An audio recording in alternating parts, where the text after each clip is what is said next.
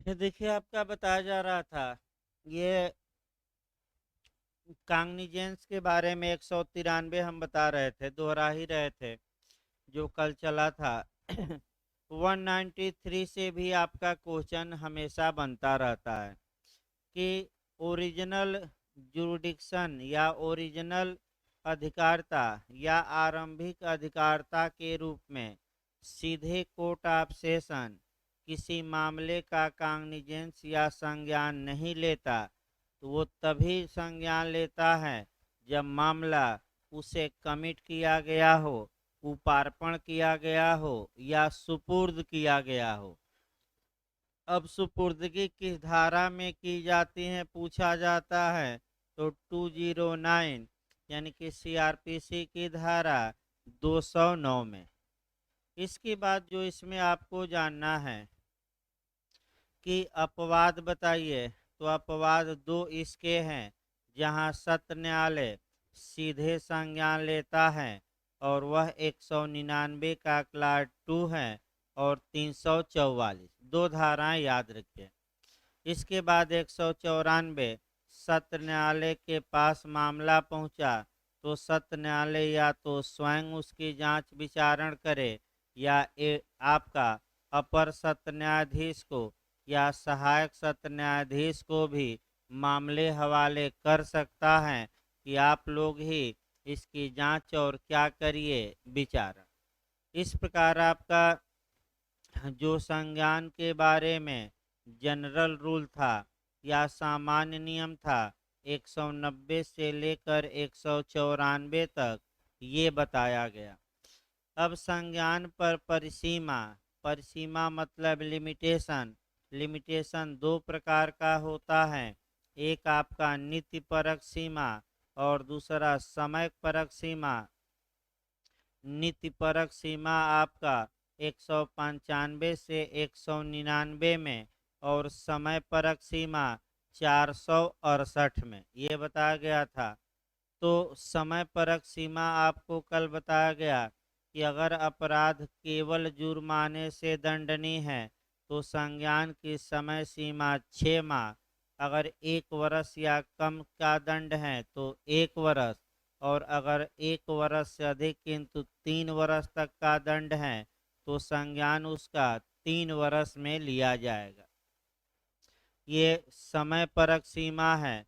फिर आपका नीति परक सीमा, ये आइए देखा जाए 195 से लेकर और 199 तक, ये नीति परक सीमा है। नीति परक सीमा का मतलब कि कुछ अपराध ऐसे हैं जहां की संज्ञान तभी लिया जा सकता है जब कुछ कंडीशन फुलफिल की जाए।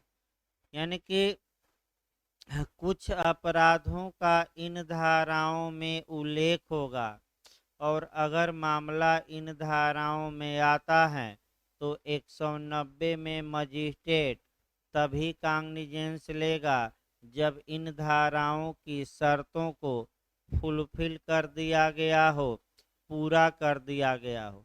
यानी कि 195 से लेकर 199 ये संज्ञान पर रोक नहीं लगाती, बल्कि ये कहती हैं कि अगर 190 के तहत मजिस्ट्रेट संज्ञान लेने का सोचता है तो एक बार वह नज़र डाले 195 से लेकर 199 तक में। अगर मामला उसकी नज़र में 195 से 199 तक में आ जाता है तो वह कांगनिजेंस तभी ले जब इन धाराओं की कंडीशन क्या हो, फुलफिल हो। तो ये कैसी सीमा लगाई गई है आपका नीति परक।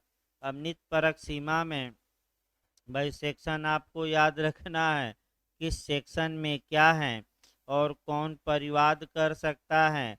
वहीं दो दो लाइन आपका पूछा जाता है। तो आइए देखा जाए, 195 निकाल लीजिए, यहीं से शुरू करना था। 195 सेक्शन निकाल लीजिए भाई। लोक न्याय के विरुद्ध अपराध जो हुए हैं या साक्ष्य में जो लोक न्याय के विरुद्ध अपराधों के लिए साक्ष्य में दिए गए दस्तावेजों से संबंधित अपराधों के लिए और लोक सेवकों के विधिपूर्ण प्राधिकार के अवमान के लिए अभियोजन। यानी कि इसका मतलब ये हुआ कि कोई व्यक्ति न्यायालय की अवमानना किया है या न्यायालय या पुलिस अधिकारी के आदेश को न माना हो, या कोई व्यक्ति है जो मिथ्या साक्ष्य दिया या फाल्स एविडेंस पेश किया है कोर्ट में, तो या लोक सेवक के वैध आदेश को न माना हो, तो ऐसी दशा में आपका संज्ञान कैसे माने कब लिया जाएगा? तो ऐसी दशा में न्यायालय कांग्निजेंस तब लेगा अगर न्यायालय का, अब दो बातें यहाँ बना लेना है, अगर किसी पुलिस अधिकारी ने किसी व्यक्ति को कोई लिखित आदेश दिया और वह व्यक्ति उस आदेश का पालन नहीं किया या मौखिक आदेश दिया पालन नहीं किया, तो ऐसी दशा में मुकदमा आम आदमी नहीं कर सकता, केवल और केवल वह पुलिस अधिकारी करेगा या उसका वरिष्ठ अधिकारी। यानी कि वह पुलिस अधिकारी करेगा या उसका वरिष्ठ अधिकारी कर सकता है। और आपका और केवल मामला परिवाद पर चलेगा। एक दो उदाहरण देखिए। मान लीजिए पुलिस या कार्यपालक मजिस्ट्रेट ने, या पुलिस को ही पहले देखा जाए, ये एक व्यक्ति है जो एफआईआर लॉन्च कराता है। पुलिस अपेक्षा करती है कि आप इस एफआईआर पर साइन करिए। पुलिस की अपेक्षा का वह वायलेशन करता है और एफआईआर पर साइन ही नहीं करता, तो ऐसी दशा में आईपीसी की धारा 180 के तहत 180 के तहत ऐसा व्यक्ति दंडनीय होगा। अब समस्या आया कि ठीक है दंडनीय तो होगा, लेकिन मुकदमा कैसे चलेगा? आपका एफआईआर होगी कि परिवाद किया जाएगा कि क्या होगा? तो 195 यहाँ काम करेगी सीआरपीसी, और ये कहती है कि वह पुलिस अधिकारी या उसका वरिष्ठ अधिकारी परिवाद करेंगे मजिस्ट्रेट के यहाँ। यानी कि पुलिस रिपोर्ट पर नहीं, एफआईआर नहीं होगा, केवल क्या करना पड़ेगा? परिवाद। और कौन परिवाद करेगी? हम आप नहीं, ये भी याद रखें, केवल वह पुलिस अधिकारी। एक न्यायालय का देखा जाए, ये एक व्यक्ति है, न्यायालय ने उसे समन जारी किया, समन का पालन नहीं किया, यानी कि समन रिसीव कर लिया लेकिन हाजिर नहीं हुआ कोर्ट में, तो ऐसी दशा में आपका, चूंकि न्यायालय ने आदेश दिया, उस आदेश का पालन कोई व्यक्ति नहीं किया, तो हम आप कार्यवाही नहीं कर सकते केवल न्यायालय कार्यवाही कर सकता है। और न्यायालय स्वयं क्या करेगा? परिवाद। भाई लिखित में परिवाद करना होगा, मौखिक नहीं। यहाँ कैसा? तो क्या न्यायालय परिवाद करता है कि नहीं करता है? और सबसे उत्तम उदाहरण हमने किसका बताया? समन का। एक और उदाहरण देखिए। ये एक व्यक्ति है, न्यायालय में फाल्स एविडेंस दिया है, मिथ्या साक्ष्य दिया या मिथ्या साक्ष्य गढ़ा है न्यायिक कार्यवाही के दौरान या न्यायालय में, तो हम आप मुकदमा नहीं कर सकते, पुलिस भी नहीं कर सकती। हम आप केवल एप्लीकेशन दे सकते हैं न्यायालय में कि हजूर आप इनके खिलाफ कार्यवाही करिए। अब आपका वह न्यायालय, आप स्वयं, या तो न्यायालय स्वयं परिवाद करे या न्यायालय अपने किसी अधिकारी को अथराइज कर सकता है कि तुम परिवाद करो, यानी कि कंप्लेंट करो, और मिथ्या साक्ष्य देने के लिए इस गवाह पर क्या चलेगा? मुकदमा। यानी कि इसका मतलब ये हुआ कि अगर ऐसे मामले हैं और 190 में संज्ञान लेना है, तो लिखित में जब तक परिवाद न किया जाए, और परिवाद किसके द्वारा न किया जाए? या तो लोक सेवक द्वारा या न्यायालय द्वारा स्वयं, तब तक ऐसे अपराधों का संज्ञान लिया जाएगा कि नहीं, नहीं लिया जाएगा। बस सार सार याद रखना है। इसके बाद आ जाइए 195 ए आ जाइए। 195 ए जब भी पढ़िए तो आईपीसी में भी पढ़ लीजिएगा। 195 दोनों सेम है, वहाँ लिख लीजिए बैरक पर ही। सीआरपीसी की धारा 195 ए से जोड़कर पढ़ा जाता है आपका आईपीसी की धारा 195 ए। आईपीसी की धारा 195 ए में है कि अगर किसी साक्षी को धमकी दिया गया है, उत्प्रेरणा दी गई है, भयभीत किया गया कि तुम मिथ्या साक्ष्य दे दो, तो जो व्यक्ति दुष्प्रेरित किया है आईपीसी की धारा 195 ए के तहत उसे दंडित किया जाएगा और उसे दंड वही मिलेगा जो किसी निर्दोष को मिला है।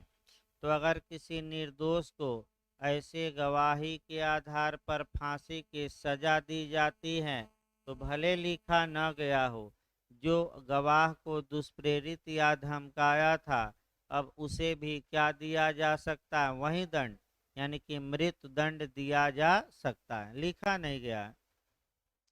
अब 195 ए जो आईपीसी का अपराध है कि किसी गवाह को धमकी दीजिए या दुष्प्रेरित करिए ताकि वह फाल्स एविडेंस दे दे, ऐसे मामलों का जो काग्निजेंस है संज्ञान 190 में है। कैसे लिया जाएगा, तो कैसे लिया जाएगा उसके लिए आपका जो कानून है वह सीआरपीसी की धारा 195 ए में दिया गया है। देखिए एक लाइन, धमकी देने आदि की दशा में साक्षियों के लिए प्रक्रिया। तो कोई साक्षी या कोई अन्य व्यक्ति आईपीसी की धारा 195 ए के अधीन अपराध के संबंध में परिवाद फाइल कर सकेगा। तो यहाँ देखिए न्यायालय नहीं, न्यायालय हटा दिया गया, यानी कि जिस गवाह को दुष्प्रेरित या भयभीत किया गया था वह भी परिवाद यहाँ कर सकता है। और एक और शब्द लिखा गया है अन्य व्यक्ति, यानी कि समाज का कोई भी व्यक्ति कंप्लेंट ऐसे मामलों में कर सकता है। वैसे ये नियम क्या होना चाहिए, ये मामला आपका माने नियम 195 का होना चाहिए, लेकिन इसलिए इसे अलग किया गया आपका इसलिए इसे 2008 में अलग किया गया ताकि जो लोग गवाह को धमकाते हैं कि फॉल्स एविडेंस दो या दुष्प्रेरित करते हैं उन लोगों के खिलाफ आसानी से मुकदमा चल सके। फिर याद रखिएगा आपका 195 ए के तहत आने वाले मामलों में आपका कार्य संज्ञान कैसे लिया जाएगा पूछ सकता है, साक्षी के परिवाद पर, अन्य व्यक्ति के परिवाद पर, दोनों इनमें से कोई नहीं तो क्या मार कराएंगे, दोनों। भाई पुलिस रिपोर्ट पर नहीं, स्वयं के ज्ञान पर भी नहीं, सतर्क रहना है, केवल और केवल किस पर, परिवाद पर। अब 196 आ जाइए, राज्य के विरुद्ध अपराधों के लिए और ऐसे अपराध करने के लिए क्रिमिनल ट्रांसपेरेंसी के लिए अभियोजन, यानी कि अगर कोई व्यक्ति राज्य के विरुद्ध अपराध किया है या कोई आपराधिक षड्यंत्र किया है तो संज्ञान तभी लिया जाएगा जब ऐसी दशा में आपका केंद्रीय सरकार या राज्य सरकार क्या दे दे, मंजूरी। लेकिन कुछ दशाओं में मंजूरी आपका डीएम भी दे सकते हैं, यानी कि केंद्रीय सरकार या राज्य सरकार या कुछ दशाओं में किसकी अनुमति से, आपका जिला मजिस्ट्रेट की अनुमति से ही आपका संज्ञान लिया जाएगा। तो यहाँ आपका खंड 2 कभी काल पूछा जाता है। देखिए आपका खंड 2 से वैसे कम चांस रहता है, लेकिन एक आपका क्लास 2 थोड़ा सतर्क रहना है कि कोई न्यायालय आईपीसी की धारा 120 बी यानी कि षड्यंत्र के लिए दंड है 120 बी में के अधीन दंडनीय किसी आपराधिक षड्यंत्र के किसी ऐसे अपराध का जो मृत्यु, आजीवन कारावास या 2 वर्ष या उससे अधिक के कठिन कारावास से दंडनीय है, आपका कह सकते हैं संज्ञान तब तक नहीं करेगा जब तक कि राज्य सरकार या जिला मजिस्ट्रेट ने कार्यवाही शुरू करने के लिए लिखित सम्मति न दे दी हो। इसका मतलब ये हुआ कि अगर 2 वर्ष या 2 वर्ष से अधिक का दंड है, क्रिमिनल ट्रांसपेरेंसी का मामला है, तो संज्ञान 190 में तभी लिया जाएगा जब डीएम या स्टेट गवर्नमेंट क्या दे दे, अनुमति। आगे देखिए 197 ज्यादा पूछा जाता है, 197 पर केस भी याद रखना है, 196 छोड़ सकते हैं। हेडिंग बस याद रखिए आपराधिक षड्यंत्र या राज्य के विरुद्ध अपराधों के बारे में संज्ञान। 197 ज्यादा पूछा जाता है, आपका सतर्क रहना यहाँ पे। अगर किसी लोक सेवक ने, याद रखिए पहला क्वेश्चन यही बनता है, या किसी मजिस्ट्रेट ने या किसी न्यायाधीश ने, तो 197 में कौन कौन व्यक्ति आते हैं, पहला क्वेश्चन आपका, तो मजिस्ट्रेट भी, लोक सेवक भी और न्यायाधीश। तो पहला तो हेडिंग से ही बन जाता है कि न्यायाधीशों और लोक सेवकों का अभियोजन प्रोसिक्यूशन के बारे में प्रावधान किस सेक्शन में, इसको अंडरलाइन करिए, ज़्यादा चांस रहता है बनने का। तो आपका जवाब रहेगा 197 में। तो अगर कोई केंद्र सरकार का लोक सेवक है, बेटा तीनों याद रखिए, मजिस्ट्रेट हैं, न्यायाधीश हैं, लोक सेवक, उपर्युक्त सभी, ये सतर्क रहिए। अगर कोई लोक सेवक है धारा 21 आईपीसी वाला और केंद्र सरकार का है ऑन ड्यूटी, कोई अपराध करता है, तो उस अपराध का काग्निजेंस 190 में मजिस्ट्रेट तभी ले सकते हैं जब केंद्रीय सरकार पूर्व मंजूरी दे दे, यानी कि आपका अनुमति दे दे। फिर सतर्क रहिए। इसका मतलब ये हुआ कि कोई अगर लोक सेवक है, केंद्र सरकार के अधीन है, केंद्र सरकार से गवर्न होता है, ऑन ड्यूटी, आप नहीं, अपने पदीय कर्तव्य के क्या निर्वहन में कोई अपराध करता है, तो उस अपराध का संज्ञान मजिस्ट्रेट तभी ले सकते हैं जब केंद्रीय सरकार क्या दे दे, मंजूरी। और राज्य सरकार का है तो कौन मंजूरी दे दे, राज्य सरकार। और न्यायाधीश या मजिस्ट्रेट हैं तो बिना सरकार के मंजूरी के ऑन ड्यूटी अगर कोई अपराध किए हैं तो बिना सरकार की मंजूरी के, पूर्व मंजूरी के 190 में संज्ञान लिया ही नहीं जाएगा। अब होता क्या था कि आपका एफआईआर हो गई, वह लोक सेवक गिरफ्तार हो गया अपराध में, मामला आ गया, पुलिस अन्वेषण भी हो गया, साक्ष्य पर्याप्त भी मिल गया, 173 2 सीआरपीसी के तहत पुलिस रिपोर्ट भी चली गई। अब मजिस्ट्रेट को 190 में क्या लेना है, संज्ञान। अब यहाँ जैसे ही संज्ञान लेना चाहता था मजिस्ट्रेट, देखता था कि ये मामला तो 197 में आता है, तो मैं बार बार बता रहा हूँ, जब तक कि 197 की शर्त पूरी न हो जाए तब तक 190 में संज्ञान नहीं। तो आपका जो अभियोजन था, पुलिस वाले राज्य सरकार या केंद्र सरकार को भेजते थे कि अनुमति दे दी जाए, मैंने अनुमति के लिए आपका लेटर भेजते थे और इसी में सरकार हीला हवाली करती थी। और इसी में जो लोग सेवक थे जुगाड़ लगा लेते थे सरकार के पास, और सरकार पर अनुमति न देने का दबाव डालते थे पैसा इत्यादि देकर, और मामला 10 साल 15 साल रुका रहता था। यानी कि साक्ष्य पर्याप्त होने के बावजूद भी 190 में न्यायिक कार्यवाही शुरू ही नहीं होती थी, और कई लोग तो रिटायर होके मर गए।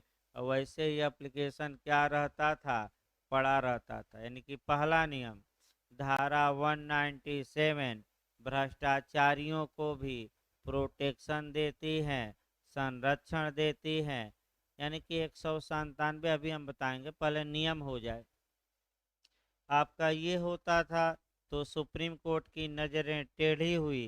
केस याद रखिए पूछा गया था एपीओ में, वह केस आपका कि सुब्रमण्यम स्वामी बनाम मनमोहन सिंह एवं अन्य। केस लिख लेना चाहिए बैरक्टियान। सुब्रमण्यम स्वामी बनाम मनमोहन सिंह एवं अन्य का मामला है। सुब्रमण्यम स्वामी बनाम मनमोहन सिंह एवं अन्य का मामला है। इस मामले में उच्चतम न्यायालय ने ये स्पष्ट बता दिया कि जब सरकार के पास अनुमति के लिए आवेदन किया जाए तो सामान्यतः 3 माह में सरकार फैसला ले ले कि अनुमति देगी कि नहीं देगी। लेकिन हर हाल में 4 मास में ये डिसाइड कर ले। यानी कि सामान्यतः 3 मास, और कि अधिकतम कितना हर हाल में 4 मास। वही क्वेश्चन आया था कि जो अनुमति के लिए आवेदन दिया जाता है उसका निस्तारण अधिकतम कितने समय के अंदर करना है, 4 मास।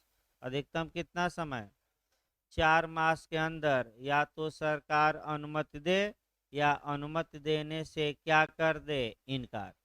अगर 4 मास तक सरकार न तो अनुमति देती है न इनकार करती है तो ये मान लिया जाएगा कि सरकार ने अनुमति दे दिया, और बिना परमिशन के ही 190 में मजिस्ट्रेट अब क्या ले लेंगे, संज्ञान। तो याद रखिए सुप्रीम कोर्ट ने आपका ये इस धारा का 2 पहलू है। पहला पहलू ये है कि ये इस धारा का 2 पहलू है। पहला पहलू ये है कि ये भ्रष्टाचारियों को प्रोटेक्शन देती है, और दूसरा पहलू ये है कि लोक सेवकों को भी संरक्षण देती है। इसलिए देती है कि लोक सेवक बिना किसी डर के, बिना किसी भय के, बिना किसी पक्षपात के कार्य करें, और उन्हें जरा भी भय न हो कि आम आदमी अगर हम कार्य करते हैं तो हमारे खिलाफ मुकदमा करके और आगे कार्यवाही करेगा। यानी कि 2 पहलू इसलिए हुआ, एक तो लोक सेवकों को निडर होकर कार्य करने की शक्ति ये धारा देती है, तो यही लोक सेवकों को भ्रष्टाचार की को क्या है, जननी। क्या क्यों जननी, क्योंकि भ्रष्टाचार करो और जब तक सरकार नहीं चाहेगी आपका कुछ होने वाला नहीं है। तो आपका 197 बहुत डॉक्ट्रिन ऑफ अम्ब्रेला पूछा जाता है लास्ट में कि छतरी का सिद्धांत या छाता का सिद्धांत किस धारा में समाहित है लोक सेवकों के लिए। तो छाता का काम सरकार कौन करती है, धारा 197। तो भाई याद रखिए कौन है क्या है, और केस आपका समय इतने में आ जाना चाहिए, इससे बाहर कभी गया नहीं है। इसके बाद आ जाइए, इसमें कुछ आपका प्रावधान है। आपका फिर देखिए कुछ अपवाद आपका जोड़े गए हैं 2013 में भी 2018 में भी। बस उसको ये याद रखना है कि अगर दुराचार का मामला है या महिला के विरुद्ध अपराधों का कुछ मामला है, जैसे 354, 354 ए बी इत्यादि, या पुलिस ने या लोक सेवक ने अपने कर्तव्य का पालन नहीं किया, जैसे कि आईपीसी की धारा 166 ए। तो ऐसी दशा में अगर मुकदमा किया जाता है तो पूर्व मंजूरी की कोई आवश्यकता नहीं है। तो दिमाग में दो तीन लाइन बैठाना है कि अगर किसी लोक सेवक न्यायाधीश या मजिस्ट्रेट ने ऑन ऑन ड्यूटी आपका किसी महिला के साथ छेड़खानी की, या उसको अपशब्द बोले, या दुराचार किया, या लोक सेवक ने अपने विधिपूर्ण प्राधिकार का अवमान किया, यानी कि अपने कर्तव्य का क्या किया, कुछ दशाओं में वायलेशन। तो ऐसी कंडीशन में अब जो कानून आया है आपका, ऐसी दशा में पूर्व मंजूरी अपेक्षित है कि नहीं है? नहीं है। बिना पूर्व मंजूरी के ही मुकदमा क्या होगा? चल सकेगा। यहाँ प्रोटेक्शन अब नहीं मिलेगा। धीरे धीरे अपवाद शुरू किए जा रहे हैं। आप जो लोकायुक्त और लोकपाल कानून बना है उसमें भी कुछ अपवाद दिए गए हैं कि सरकार की पूर्व मंजूरी की आवश्यकता नहीं है। उसमें भी कुछ अपवाद मिलेंगे, लेकिन आज भी आपका मुख्य तो यही है कि सरकार का ज़्यादा पावर है। 197 के बाद 198 पूछी जाती है। विवाह के विरुद्ध अपराधों के लिए अभियोजन, यानी कि पहले तो 198 भी पूछा गया है और 198 का क्लाज आपका है 2 कवर करना है। तो विवाह के विरुद्ध अपराधों के बारे में अध्याय आईपीसी के 20 में दिया गया है, 20 में, और आपका 20 में दिया गया है 493 से लेकर 498 तक आपका दिया गया है। ऐसे मामलों में कौन कार्यवाही कर सकता है? समाज का कोई भी व्यक्ति नहीं, बल्कि केवल व्यथित, व्यथित माने आपका आहत या पीड़ित। याद रखिए, कौन कार्यवाही केवल करेगा? तो एक क्वेश्चन और बनता है कि किस अध्याय के तहत आईपीसी के कार्यवाही केवल व्यथित व्यक्ति ही कर सकता है? तो अध्याय 20 वाले में भी और अध्याय 21 जो मानहानि है उसमें दूसरा आदमी मुकदमा नहीं कर सकता। तो मुकदमा केवल कौन कर सकता है? व्यथित, यानी कि जो पीड़ित हैं, आम आदमी नहीं। अगला क्वेश्चन बनता है कि ऐसे मामलों में क्या होगा? पुलिस रिपोर्ट पर संज्ञान लिया जाएगा कि परिवाद पर? ऐसा क्वेश्चन भी बना है। तो एफआईआर नहीं होगी, ऐसे मामलों में केवल परिवाद होगा। तो परिवाद कौन कर सकता है? बस एक लाइन, व्यथित व्यक्ति। क्लाज 2 में आपका महत्वपूर्ण इसलिए है कि इसमें एक केस भी लिखना पड़ेगा और एक धारा को आपका वार्ड घोषित किया गया। देखिए क्लास 2 भाई, उपधारा 1 के प्रयोजन के लिए स्त्री के पति से भिन्न कोई व्यक्ति उस संहिता की धारा 497 या 498 के अधीन दंडनीय अपराध से व्यथित नहीं समझा जाएगा। यानी कि पीड़ित या आहत या विक्टिम या व्यथित केवल पति होता है। किन किन धाराओं के तहत आने वाले अपराधों में? 497 और 498। इसमें अन्य बात नहीं, केवल कौन होता है? पत्नी नहीं, केवल कौन? पति। 497 में एडल्ट्री का अपराध था। 498 है कि किसी विवाहिता स्त्री को, पिछली बार जे में आया भी था, ये धारा पूछी गई थी, किसी विवाहिता स्त्री को आपराधिक आशय से भगा ले जाना, फुसला ले जाना, बहका ले जाना, इस इन दोनों अपराधों में केवल और केवल कौन विक्टिम होता है? पति। और ये दोनों, ये जितने अपराध विवाह से संबंधित हैं इसमें केवल परिवाद किया जाएगा। और इन दो अपराधों में तो केवल कौन कर सकता है? पति। अगर पति अच्छा में 18 साल से कम है तो अलग बात है, दूसरा आदमी उसकी ओर से करेगा। लेकिन केवल पीड़ित कौन होगा? पति। और क्या किया जाएगा? परिवाद की एफआईआर न मार दीजिएगा, क्या मारना है? परिवाद। अब इसमें आपका जो एक धारा ये 497 है, अब ये धारा वार्ड यहाँ घोषित की गई है। और केस याद रखिएगा, Joseph Shine versus Union of India. Case लिख लीजिए, जोसेफ साइन बनाम भारत संघ के वाद में, जोसेफ साइन बनाम भारत संघ के वाद में सीआरपीसी की धारा 198 के क्लाज टू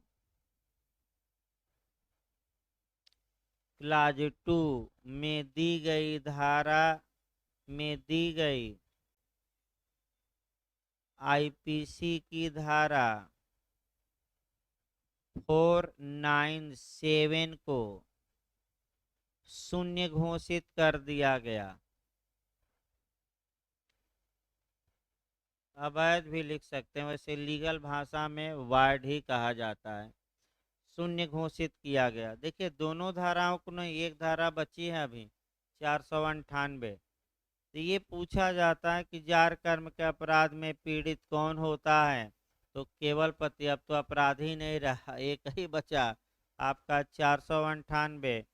अब अगला आ जाइए, इसके बाद आपका 198 ए आ जाइए। 198 ए झारखंड में पूछी, ये 198 ए आपका पूछा जाता है। झारखंड में ये क्वेश्चन आया था कि आईपीसी की धारा 498 ए के अधीन अपराधों का अभियोजन।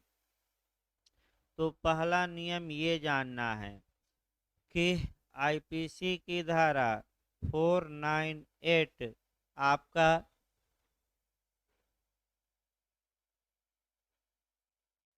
जो दी गई है वह मूल आईपीसी में नहीं थी।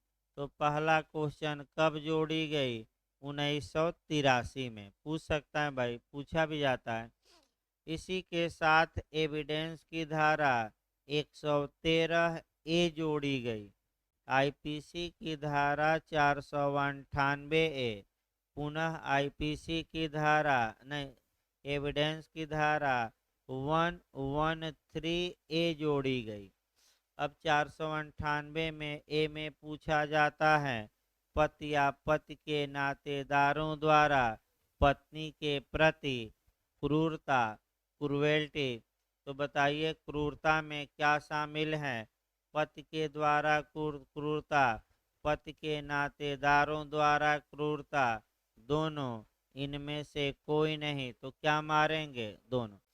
क्रूरता में कौन कौन सी क्रूरता?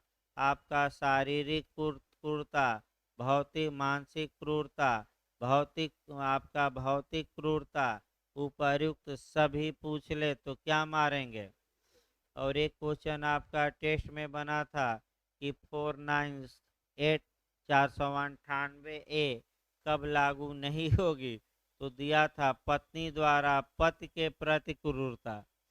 पत्नी अगर पति के प्रति क्रूएल्टी बरतती है तो ये धारा अप्लाई नहीं होगी। ये धारा किसके लिए है? पति या पति के नातेदार द्वारा किसके प्रति? तो देख घुमावदार बन सकता है ऐसा क्वेश्चन, टेस्ट में भी आया था ये क्वेश्चन। काफी कई लोग परेशान भी थे।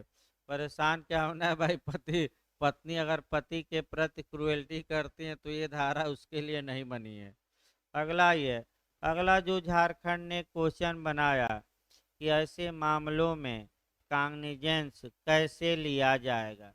लिख लीजिए, आपका पुलिस रिपोर्ट पर या परिवाद पर, दोनों मारिएगा। यानी कि क्रूरता के मामले में काग्निजेंस या संज्ञान कैसे लिया जाएगा पूछ ले। पहला ऑप्शन दे देगा पुलिस रिपोर्ट पर, दूसरा परिवाद पर, तीसरा उपर्युक्त माने दोनों, इनमें से कोई नहीं। तो यहाँ केवल परिवाद पर नहीं है बल्कि क्या है? दोनों है। सतर्क रहिएगा इसको। दोनों मार्क कराइए। झारखंड में क्वेश्चन आया है, यानी कि क्रूरता के मामले में एफआईआर भी हो सकेगी और परिवाद भी हो सकेगा, क्योंकि एफआईआर होगी, फिर पुलिस अन्वेषण करेगी। 173(2) में पुलिस क्या भेजेगी? रिपोर्ट। तभी तो पुलिस रिपोर्ट पर संज्ञान लिया जाएगा। तो ऐसे मामलों में संज्ञान, फिर एक बार हम बता रहे हैं, रिपीट कर सकता है। कैसे लिया जा सकता है? या तो परिवाद पर या पुलिस रिपोर्ट। ये झारखंड में पूछा गया था, आ सकता है। अगला देखिए 198A, अपराध का संज्ञान, यानी कि आपका कह सकते हैं 376B। तो अगर कोई 18 वर्ष से कम की पत्नी है और पति द्वारा मैथुन उसके साथ किया जाता है, तो ऐसी दशा में जो आपका कह सकते हैं कि ऐसी दशा में परिवाद पर ही संज्ञान लिया जाएगा। और आपका कौन परिवाद करेगी? पत्नी करेगी। किसके खिलाफ? पति के। यानी कि आपका एफआईआर नहीं होगा, पुलिस रिपोर्ट पर नहीं, केवल किस पर? आपका परिवाद पर। अब 199 ज्यादा पूछा जाता है। 199 से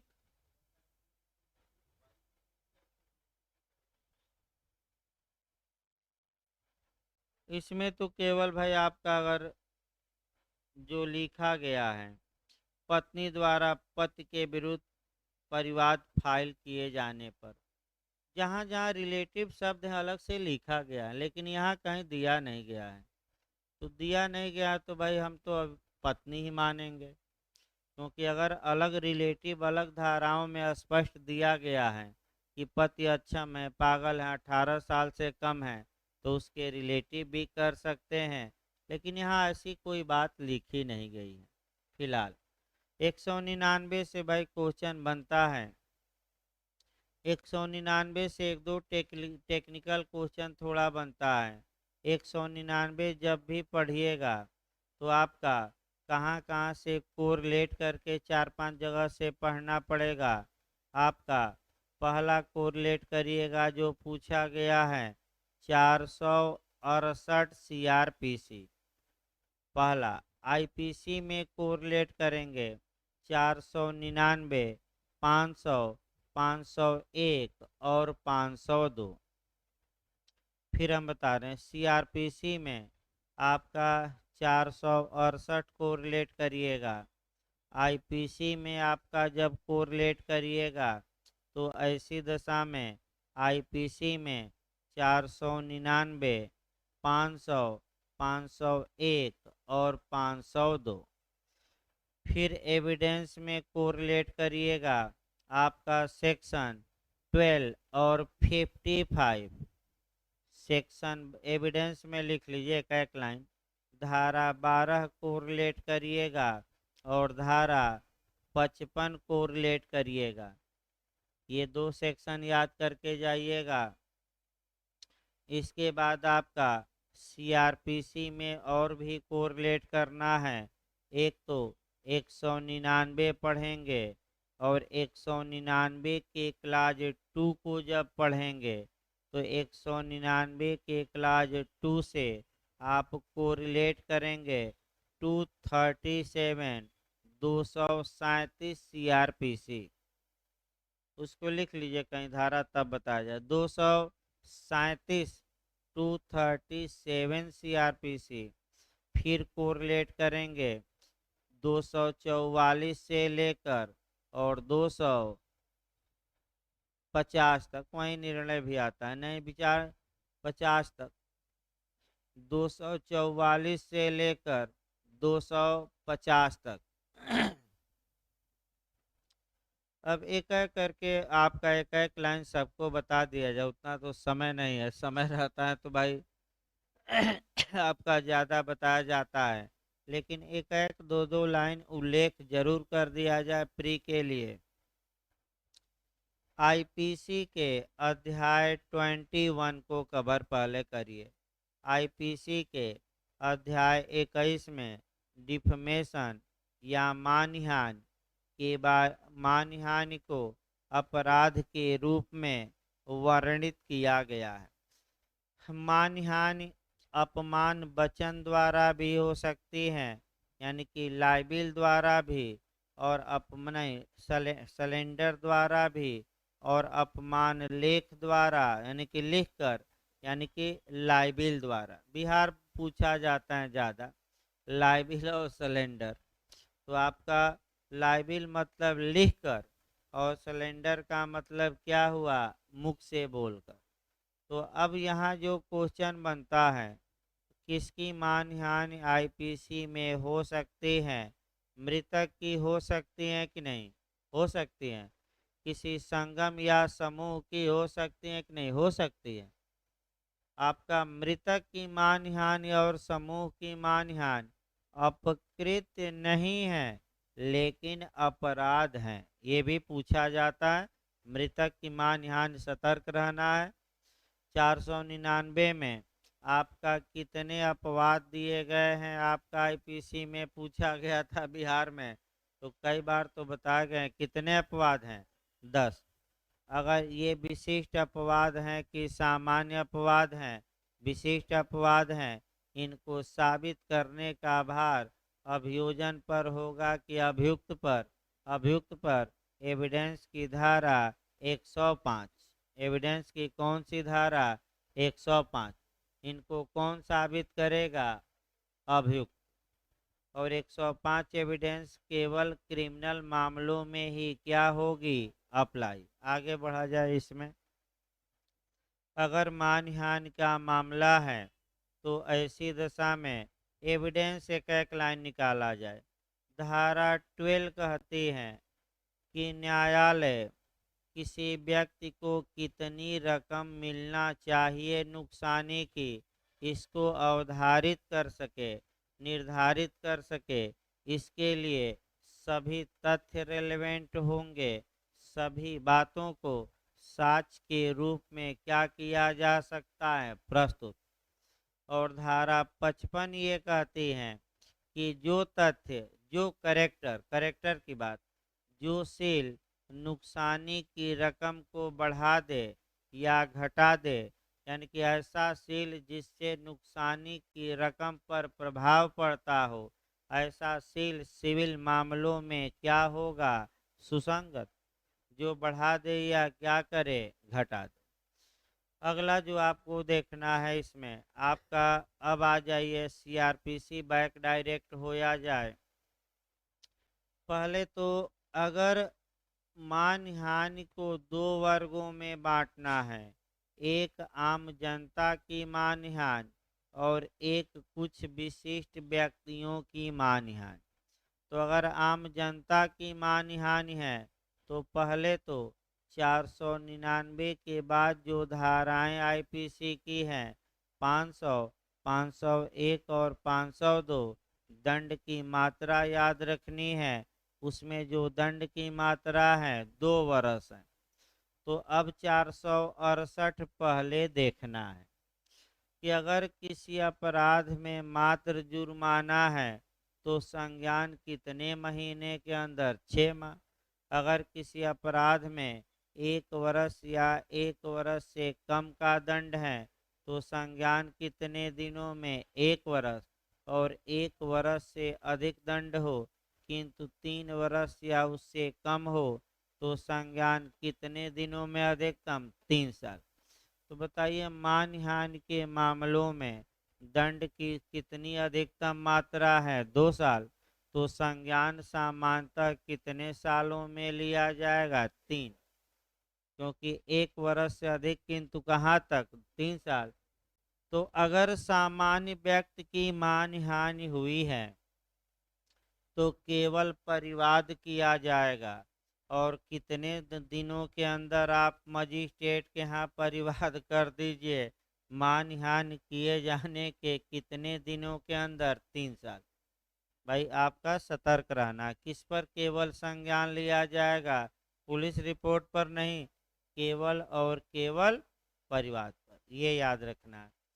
अगर कुछ माननीय है 199(2) में मामला आ जाता है तो उसके लिए अलग चलेगा डिफमेशन का मामला। तो अब आइए, आपका उसके लिए अलग धाराएं हैं।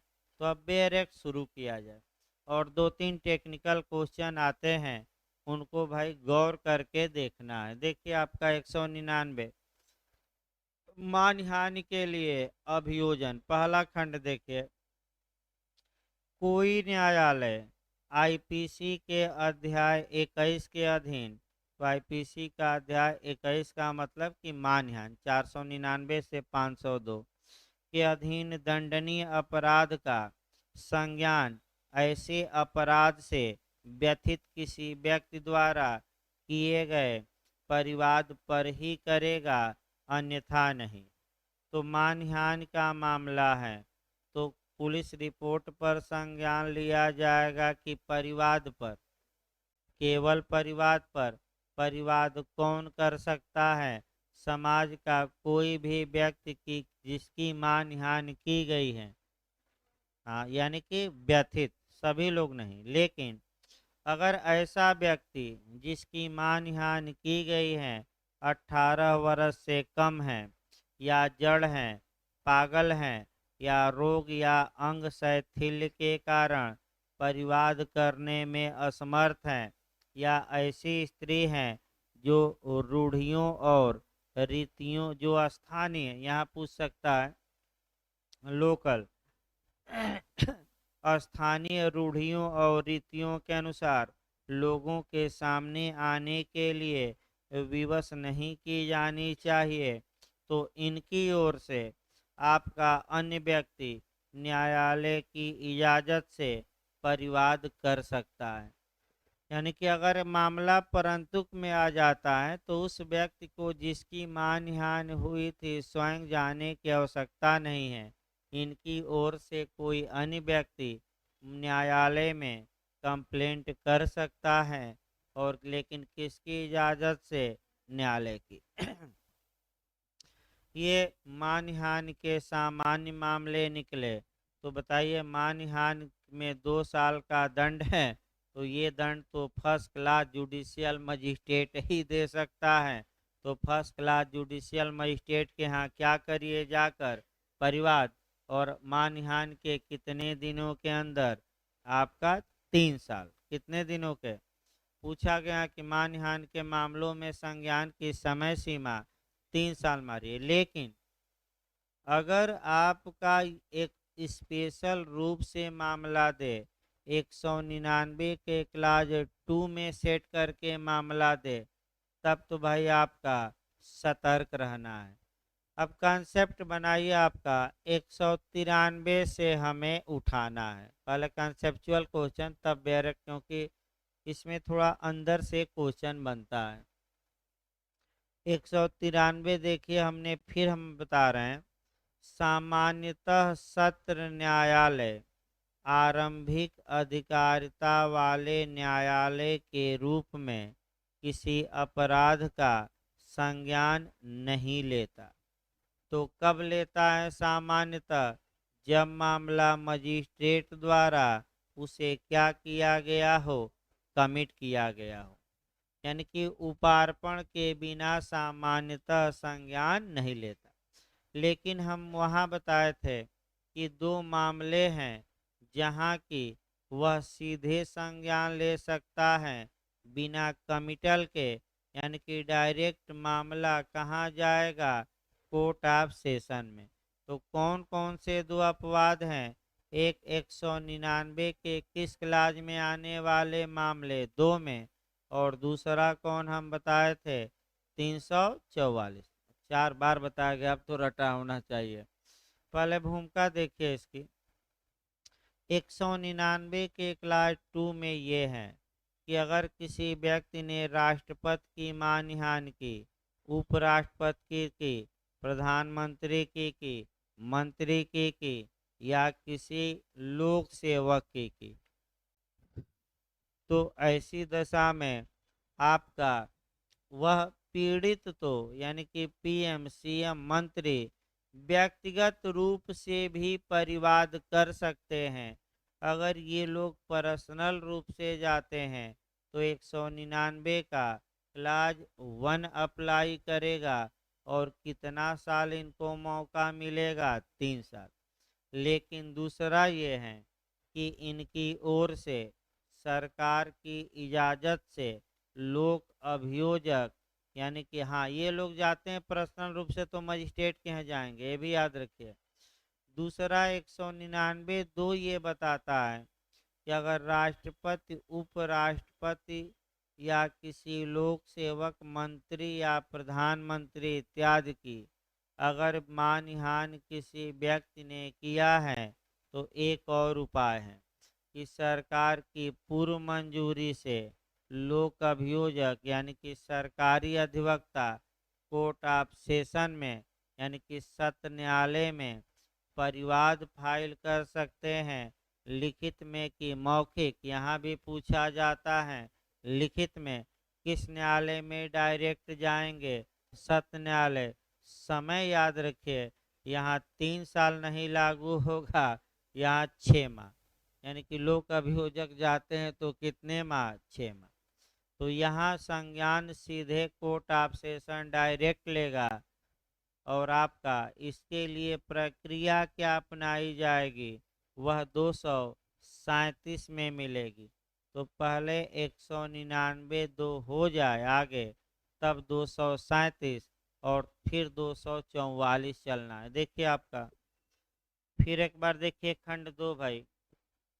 इस संहिता में किसी बात के होते हुए भी जब आईपीसी के अध्याय 21 के अधीन आने वाले अपराध के बारे में यह अभिकथित है कि वह ऐसे व्यक्ति के विरुद्ध जो अपराध किए जाते समय भारत का राष्ट्रपति था, जब अपराध किया गया भारत का उपराष्ट्रपति था, किसी राज्य का राज्यपाल था, किसी संघ या राज्य क्षेत्र का आपका या प्रशासक था, किसी संघ शासित प्रदेश का, या संघ या राज्य का मंत्री था, या संघ या राज्य का लोक सेवक था, क्या था, पब्लिक सर्वेंट। तो ऐसी दशा में अगर इन लोगों की मानहानि की गई है तब आपका सत्र न्यायालय ऐसे अपराध का संज्ञान उसको मामला सुपुर्द किए हुए बिना लोक अभियोजक द्वारा किए गए लिखित परिवाद पर कर सकता है। तो 4-5 नियम बनाना है। ऐसा मामला है तो सीधे संज्ञान करेगा सत्र न्यायालय की कमिटल के बाद सीधे किसके द्वारा परिवाद किया जाएगा, लोक अभियोजक के द्वारा। लिखित किया जाएगा कि मौखिक किया जाएगा, लिखित में किया जाएगा। और किस कोर्ट में किया जाएगा, कोर्ट ऑफ सेशन यानी कि सत्र न्यायालय। आगे ये है कि जब भी आपका सत्र न्यायालय में परिवाद करे लोक अभियोजक, कितने समय के अंदर करे, इस खंड में 2 माह नहीं 6 माह के अंदर, और सरकार की क्या लेकर, मंजूरी। तो अगर आपका राज्य का मामला है, राज्यपाल हैं, राज्य का मंत्री है, राज्य का लोक सेवक, तो राज्य सरकार की पूर्व मंजूरी लोक अभियोजक ले ले, और इत्यादि में किसकी ले ले, केंद्रीय सरकार की, तभी आपका परिवाद कर सकता है। इसमें 5वां खंड में समय दिया गया है, चाहे तो आप देख सकते हैं किस क्लाज में, 5वां। 6वां खंड आपका व्यक्तिगत रूप से परिवाद करने को संरक्षित करता है, यानी कि राष्ट्रपति और इत्यादि लोग पर्सनल रूप से भी ऐसे मामलों में परिवाद कर सकते हैं आपका। लेकिन ये लोग जाएंगे पर्सनल रूप से तो कोर्ट ऑफ सेशन में नहीं, इनको कहाँ जाना पड़ेगा, फर्स्ट क्लास जुडिशियल मजिस्ट्रेट के पास।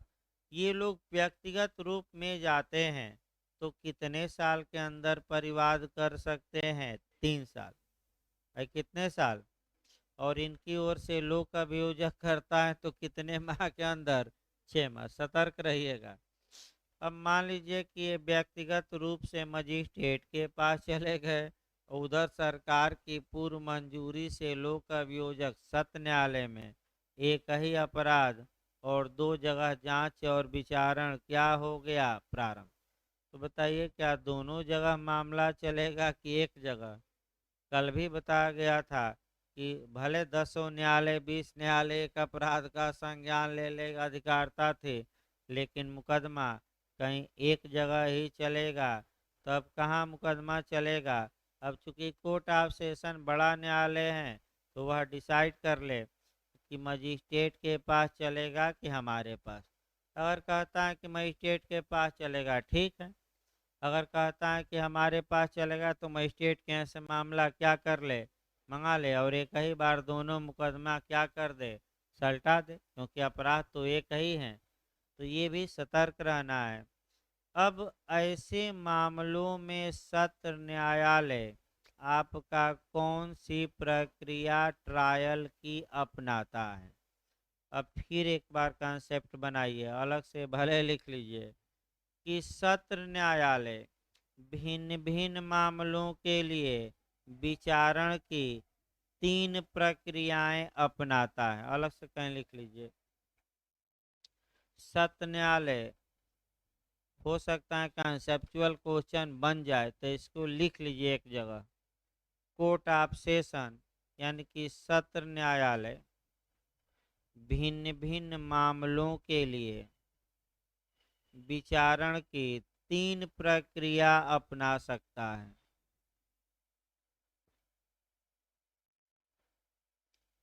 3 प्रक्रिया अपना सकता है, वो सेक्शन वाइज लिखिएगा, कहीं अलग से इसको लिख लीजिए, कंसेप्चुअल क्वेश्चन आ सकता है।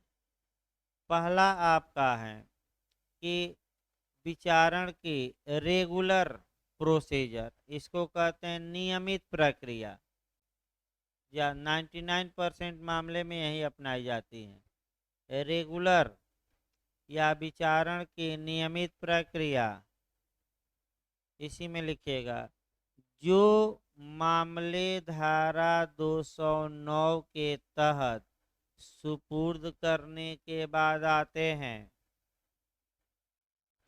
ये पहला चल रहा है।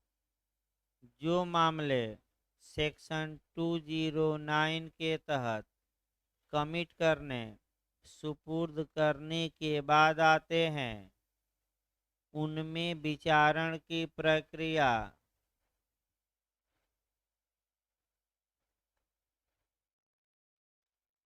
225 से 236 तक दी गई हैं।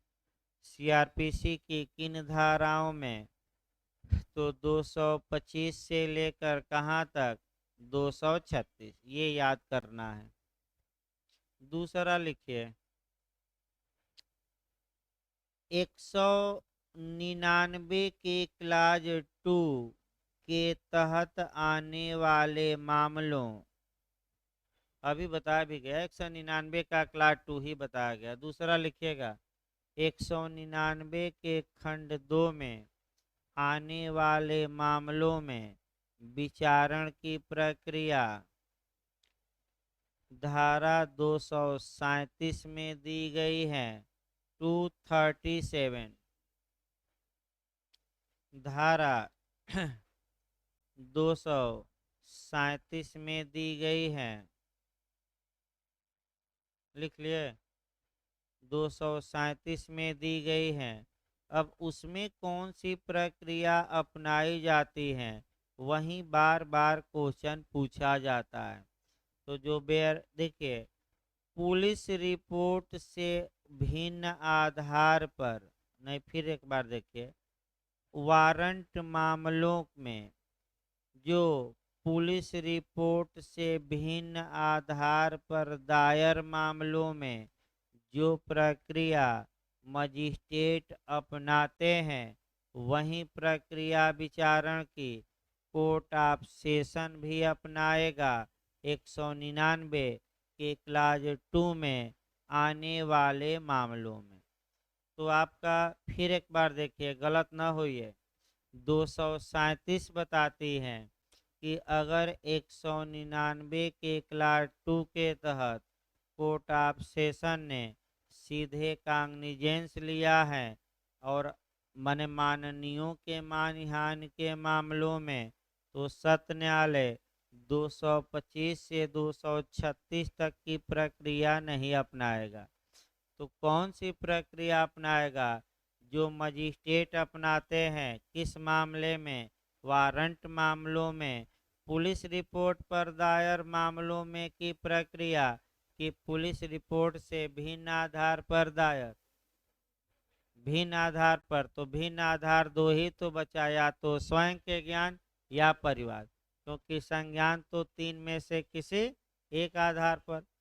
तो भिन्न आधार पर दायर, तो भिन्न आधार के लिए प्रक्रिया कहाँ दी गई है? वारंट मामलों में तो 244 से लेकर 247 तक प्रक्रिया है और निर्णय 248 से लेकर 250।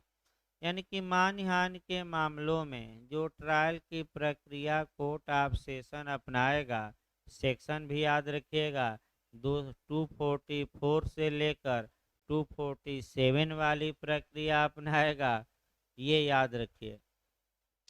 तीसरा लिखिए, तीसरा जो है आपका कोर्ट ऑफ सेशन एक और प्रक्रिया भिन्न मामले में अपनाता है। तो सीआरपीसी की धारा 344 344 देखना है कि मिथ्या साक्ष्य देने के मामले में सत्र न्यायालय समरी ट्रायल, संक्षिप्त विचारण की प्रक्रिया अपना सकता है। समरी ट्रायल, संक्षिप्त विचारण। तो फिर आइए, संक्षिप्त विचारण की आखिर प्रक्रिया दी कहाँ की गई है? तो 260 से लेकर कहाँ तक? 265। तो कोष्ठ में आप लिख सकते हैं कौन सी प्रक्रिया? 260 से लेकर 205। अब चाहे जितना भी घुमावदार क्वेश्चन यहाँ से आपका बने, गलती होने का चांस नहीं रहेगा, मैं बता दूं। इस प्रकार आपका संज्ञान और उसकी परिसीमा थोड़ा टेक्निकल था, समय लग गया, तो रेस्ट ले लीजिए, तब आपका अगली धाराएं चली जाए। अब अगली जो धाराएं आएंगी फिर हम बता दें, छोटी छोटी धाराएं हैं।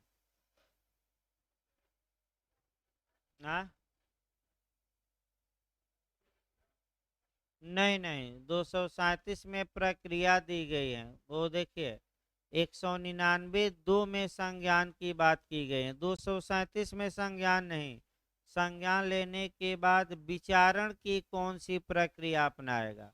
तो वह प्रक्रिया अपनाएगा जो मजिस्ट्रेट अपनाते हैं, किस मामले में? वारंट मामले, पुलिस रिपोर्ट पर दायर नहीं, उससे भिन्न। तो भिन्न आपका परिवार।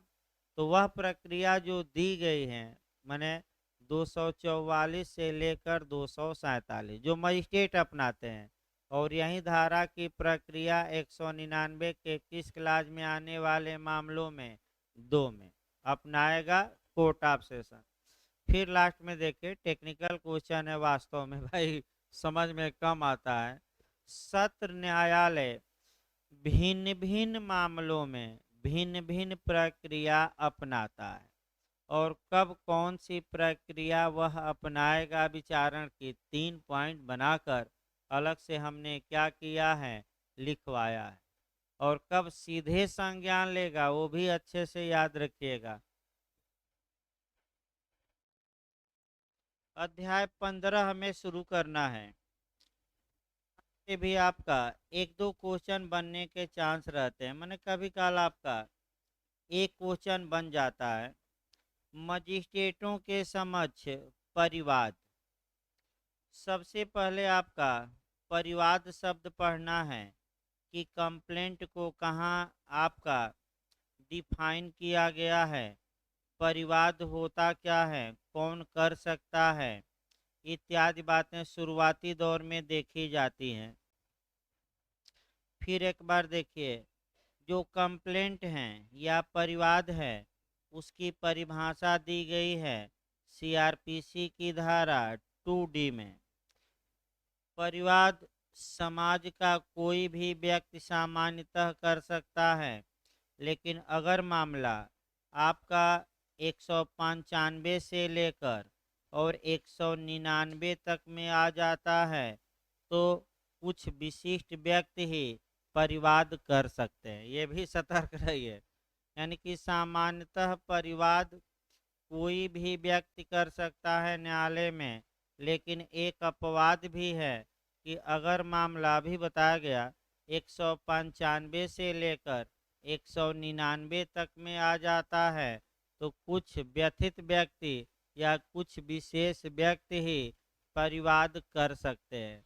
जैसे कि मानहानि का मामला है तो व्यथित ही करेगा, या लोक अभियोजक कुछ दशाओं में बताया गया। अगर आपका विवाह संबंधी अपराध है तो 198 व्यथित ही करेगा परिवाद। ये परिवाद किस मामले में पिछली बार पूछा गया था? संज्ञेय की असंज्ञेय की दोनों दोनों मार कराइए, यानी कि कांग्निजेबल मैटर में भी और नॉन कांग्निजेबल। परिवाद मजिस्ट्रेट के समक्ष किया जाता है। मजिस्ट्रेट से कार्यवाही की मांग की जाती है। परिवाद लिखित या मौखिक हो सकता है। परिवाद में अपराध का उल्लेख करना है, अपराधी का नहीं। और परिवाद पर मजिस्ट्रेट कार्यवाही करने के लिए बाउंड होता है, कुछ न कुछ कार्रवाई आगे बढ़ाए। इसके बाद सामान्यतः जो पुलिस रिपोर्ट होती है उसे परिवाद नहीं माना जाता, लेकिन एक अपवाद 2D के एक्सप्लेशन में है कि अगर पुलिस ने किसी अपराध का स्वयं अन्वेषण किया, 173(2) में मजिस्ट्रेट को रिपोर्ट भेजी और वह रिपोर्ट असंज्ञेय मामलों से संबंधित है, तो ऐसी रिपोर्ट को अब पुलिस रिपोर्ट न मानकर परिवाद माना जाएगा। और जो पुलिस वाला ये रिपोर्ट भेजा है उसे क्या माना जाएगा? परिवादी। ये याद रखना है। परिवाद जब हुआ है तो मजिस्ट्रेट के पास दो विकल्प हैं, या तो वह 200 से लेकर 203 की कार्यवाही करे, या ये कार्यवाही न करके आपका पुलिस को इन्वेस्टिगेशन का आदेश दे दे 156(3) के तहत। अगर मामला संज्ञेय है और मामला असंज्ञेय है तो 155 के तहत। याद रखिए, यानी कि मजिस्ट्रेट के पास दो विकल्प हैं, या तो अध्याय 15 की कार्यवाही करे। जैसे ही अध्याय 15 में धारा 200 की कार्यवाही शुरू कर दिया, यानी कि न्यायिक कार्यवाही प्रारंभ हो गई, और 200 की कार्यवाही शुरू न करके अगर आपका 156 के क्लास 3 के तहत या 155 के तहत पुलिस को अन्वेषण का आदेश दिया, यानी कि परिवाद पर अभी आगे नहीं बढ़ा, तो परिवाद आपका अगर परिवाद पर मजिस्ट्रेट संज्ञान ले लेता है तो धारा 200 से लेकर उसे 203 की कार्यवाही करनी पड़ती है। तो धारा 200 में क्या है, 201 में क्या है, 202 में क्या है, 203 में क्या है, यही सब पूछा जाता है। यहाँ टेक्निकल क्वेश्चन देखिए, बैरेट की भाषा आपका मजिस्ट्रेटों से परिवाद, धारा 200 परिवादी की परीक्षा। तो पहला क्वेश्चन बनता है कि अगर मजिस्ट्रेट से परिवाद किया गया है तो मजिस्ट्रेट क्या कर सकता है। तो देखिए क्या क्या किया जाता है 200 में। परिवाद पर किसी अपराध का संज्ञान करने वाला मजिस्ट्रेट परिवादी की, और यदि कोई साक्षी उपस्थित है तो उसकी शपथ पर परीक्षा करेगा, और ऐसी परीक्षा का सारांश लेखबद्ध किया जाएगा और परिवादी और गवाह द्वारा भी उस पर साइन होंगे, और मजिस्ट्रेट भी उस पर क्या करेंगे, साइन। यानी कि अभियुक्त की परीक्षा की जाती है कि परिवादी की, भरमाने के लिए क्वेश्चन। तो किसकी परीक्षा की जाएगी, परिवादी की। अगर परिवादी के पास कोई गवाह है तो उस गवाह की भी क्या की जाएगी, बयान लिया जाएगा। किस धारा में, 200 में उस शपथ पर बयान लिया जाएगा और उस बयान पर परिवादी अपने बयान पर साइन करे, गवाह अपने बयान पर, और तत्पश्चात मजिस्ट्रेट साहब भी उस पर क्या करेंगे, साइन। तो किसकी परीक्षा नहीं की जाती? तो अभियुक्त और उसके गवाहों की क्या यहाँ परीक्षा का प्रावधान है? नहीं। केवल किसकी परीक्षा? परिवादी, यानी कि जो परिवाद किया है, और किसकी? आपका उसके गवाहों की।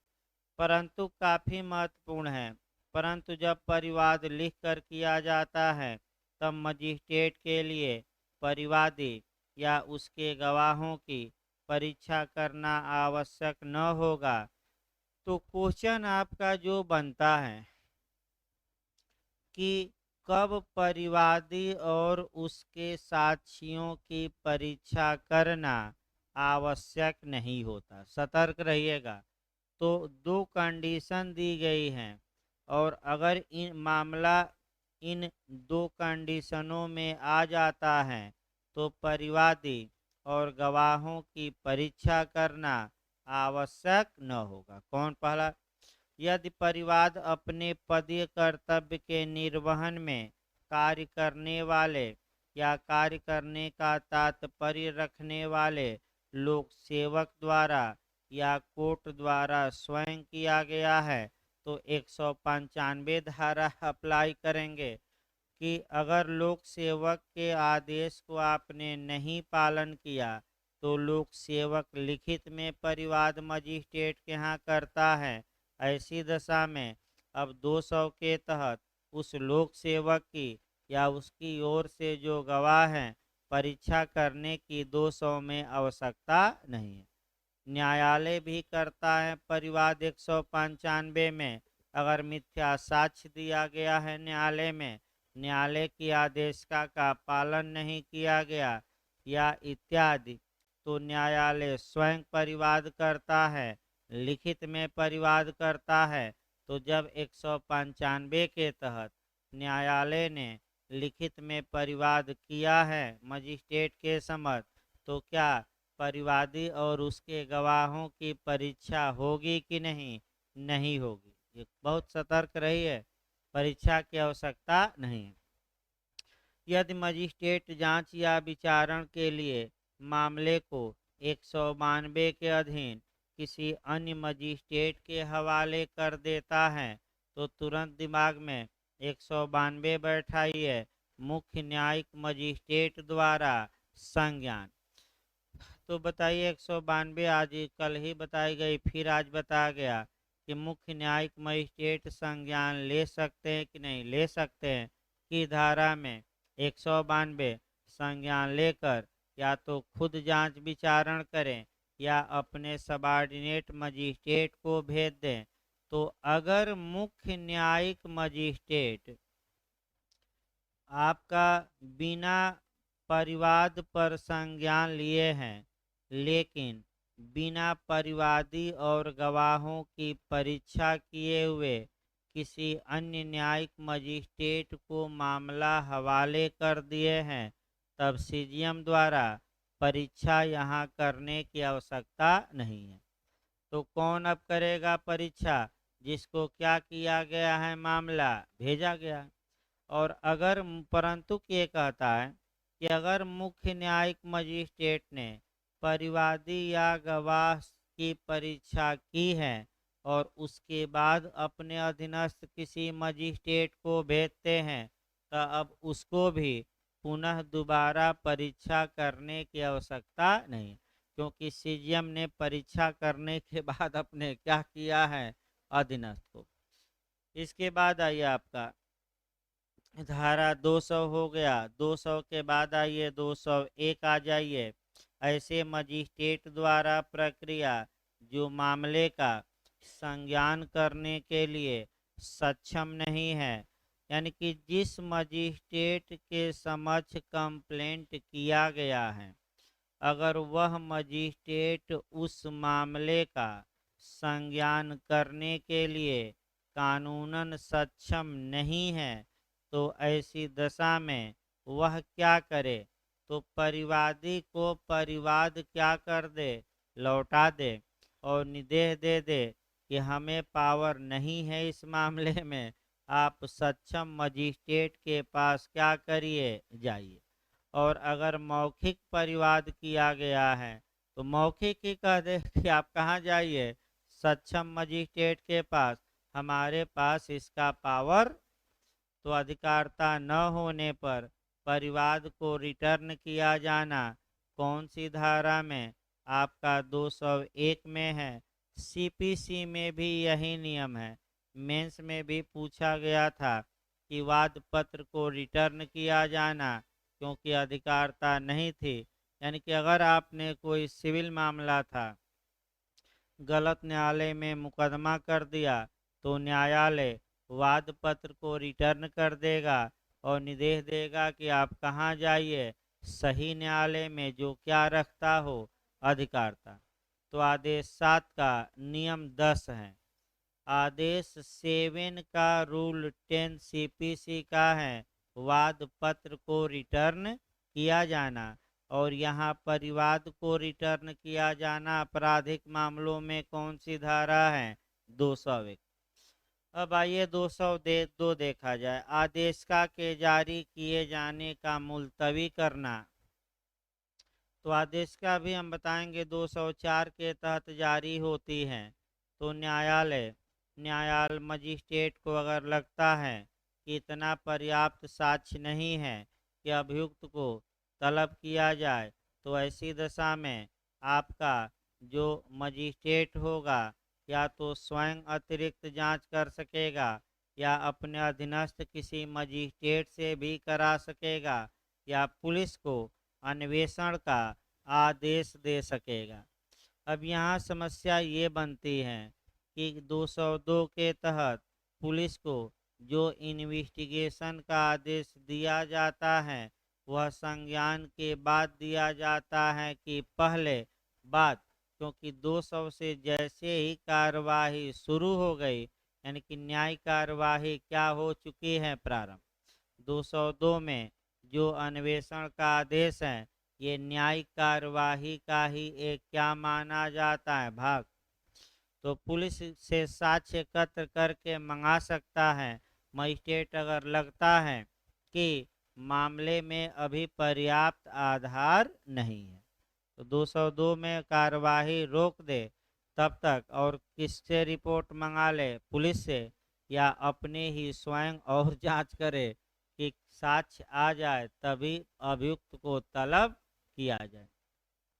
203 आपका, अगर आपका परिवाद का खारिज किया जाना, यहाँ से 203 से क्वेश्चन बनता है, थोड़ा सतर्क रहना है। देखिए 203 से में क्या है, परिवाद का खारिज किया जाना यदि परिवादी के और साक्षियों के शपथ पर किए गए कथन पर और धारा 202 के अधीन जांच या अन्वेषण के परिणाम पर विचार करने के पश्चात मजिस्ट्रेट की यह राय है कि कार्यवाही करने के लिए पर्याप्त आधार नहीं है, तो वह परिवाद को खारिज कर देगा और ऐसे प्रत्येक मामले में वह ऐसा करने के अपने कारणों को संक्षिप्त में अभिलिखित करेगा। तो एक लाइन निकला कि अगर मजिस्ट्रेट ने देखा, परिवादी का बयान देखा, साक्षी का बयान देखा और ये देखा कि मामले में दम नहीं है, दम नहीं है का मतलब ये हुआ कि कार्यवाही आगे बढ़ाने के लिए पर्याप्त साक्ष्य नहीं है प्राइमा फेसाई, तो वह क्या कर सकता है, तो परिवाद खारिज करे, लेकिन उसका क्या लिखे, कारण, भाई रीजन लिखे। अब यहाँ जो क्वेश्चन आपका 3-4 बनता है वही अलग से लिख लीजिए। अगर परिवाद डिसमिस कर दिया गया तो इसके विरुद्ध क्या उपचार हैं, अपील हो सकती है कि पुनर्विलोकन हो सकता है इस आदेश का, कि रिवीजन होगा, कि इनमें से कोई नहीं। तो कहीं भी अपील का प्रावधान नहीं है, रिव्यू हो नहीं सकता जल्दी, तो क्या होगा, पुनरीक्षण। अलग से भले लिख लीजिए। परिवाद खारिजी के आदेश का पुनरीक्षण हो सकता है, पूछ सकता है। पुनरीक्षण की शक्ति सीआरपीसी में दो न्यायालयों को प्राप्त है, एक आपका सत्र न्यायालय और दूसरा हाई कोर्ट। तो ये भी पूछ सकता है कहाँ रिवीजन कराया जा सकता है, तो दो न्यायालय में कौन कौन, कोर्ट ऑफ सेशन या हाई कोर्ट। ये पहला मॉडल याद रखिएगा। दूसरा मॉडल जो अच्छा बन सकता है कि जब एक बार कंप्लेंट डिसमिस हो गया 203 के तहत, तो क्या उसी विषय पर, उसी मामले में आप नया परिवाद दायर कर सकते हैं कि नहीं? सामान्यतः नहीं, लेकिन अपवाद में ही जाकर मामला पूछ रहा है। अगर परिवाद खारिज करने के बाद कोई नया साक्ष्य मिलता है जो परिवाद खारिज करने से पहले पाया नहीं जा सकता था, तब उसी आधार पर आप नया परिवाद क्या कर सकते हैं, कर सकते हैं। बस एक लाइन, क्या मिल जाए आपका? नया साक्ष्य मिल जाए, यानी कि कुछ नए साक्ष्य का पता लगे जिसे परिवादी उचित सतर्कता बरतने के बावजूद भी पेश नहीं कर सका था। यानी कि पूरा प्रयास किया लेकिन परिवाद खारिज होने के पहले उसे वह साक्ष्य उसके हाथ में नहीं आया था, तो नया परिवाद किया जा सकता है। दूसरा आया कि अगर आपका परिवाद खारिज किया गया, कारण ही नहीं बताया गया, तो कारण बताना, क्यों खारिज किया जा रहा है, बाध्यकारी है कि विवेकाधिकार है, बाध्यकारी। कारण नहीं बताएंगे तो परिवाद नया किया जा सकता है। तीसरा आ गया अनुपस्थिति के कारण आपका ये परिवाद किया, डेट लगी परीक्षा की, यही उस दिन नहीं आ पाया, परिवाद खारिज हो गया, तो ये आपका एक तो डिले दिखा सकता है, रीजन किस कारण से हम समय पर उपस्थित न हो पाए, अतः जो हमारा परिवाद खारिज किया गया है उसे प्रतिस्थापित किया जाए और फिर से क्या किया जाए, चलाया जाए, मैंने रिस्टोर किया जाए मुकदमे को। मांग कर सकता है क्या दिखाकर? आपका उचित कारण न आने का।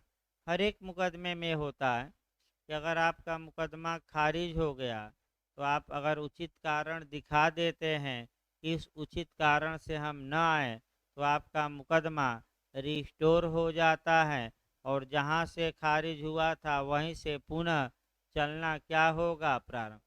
ये सिविल मामलों में भी ऐसा ही नियम है, अपील में भी ऐसा ही नियम है, हर एक जगह ऐसा ही नियम है। आपका याद रखिए, रिस्टोर करा सकते हैं मुकदमे को। तमाम नियम कायदे हैं जो बन सकता है क्वेश्चन, उसी को भाई बताया जाए। अब आइए अध्याय 16 देखा जाए। मजिस्ट्रेटों के समक्ष कार्यवाहियों का प्रारंभ किया जाना। तो अब आइए 204 के तहत आदेश का जारी किया जाना। अब अभियुक्त को था 202 में ये था कि मजिस्ट्रेट ने परिवादी की परीक्षा की, परिवादी के पास कोई गवाह था, उसकी परीक्षा की, मजिस्ट्रेट को लगा कि अभी पर्याप्त साक्ष्य नहीं है, तो वह कार्यवाही स्थगित करेगा और स्वयं जांच कर ले या अपने अधीनस्थ से करा ले या पुलिस को अन्वेषण का आदेश दे और कहे कि कुछ साक्ष्य एकत्र पुलिस करे और हमारे यहाँ क्या करे, भेजे। यही है आपका। लेकिन ये जो अन्वेषण का आदेश है ये न्यायिक कार्यवाही का भाग है और संज्ञान के बाद ये चल रहा है अन्वेषण का आदेश, आपका याद रखिए ये अलग है। और उधर जो अध्याय 12 में आप लोग पढ़ते हैं वो अलग आदेश है। ये बीच में दिया जाता है परिवाद पर कार्यवाही करने के समय। आगे देखिए आपका, अब मजिस्ट्रेट के समक्ष कार्यवाहियों का प्रारंभ किया जाना 204 में है।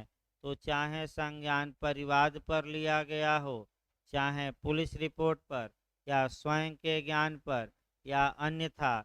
अब मजिस्ट्रेट आदेश का जारी करेंगे। सामान्यतः समन मामला है तो अभियुक्त के नाम समन जारी होगा। वारंट मामला है तो गिरफ्तारी का वारंट जारी होगा। लेकिन न्यायालय समन के बदले यानी कि समन के स्थान पर या समन के अतिरिक्त 87 धारा के तहत गिरफ्तारी का वारंट जारी कर सकता है। 87 या वारंट मामलों में गिरफ्तारी का वारंट न जारी करके 204 वन बी के तहत क्या जारी कर दे, समन। आपका समन जो अगर परिवाद किया गया है तो आदेशिका का पैसा कौन देगा, परिवादी।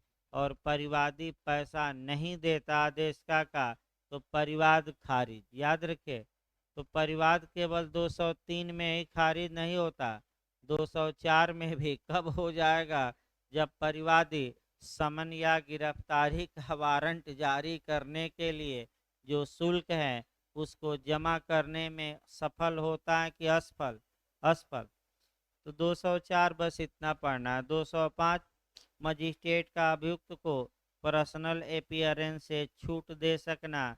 यहाँ भी क्वेश्चन बनता है कि किस धारा के तहत मजिस्ट्रेट अभियुक्त को व्यक्तिगत हाजिरी स्वयं हाजिरी से छूट दे सकता है। 205 के तहत।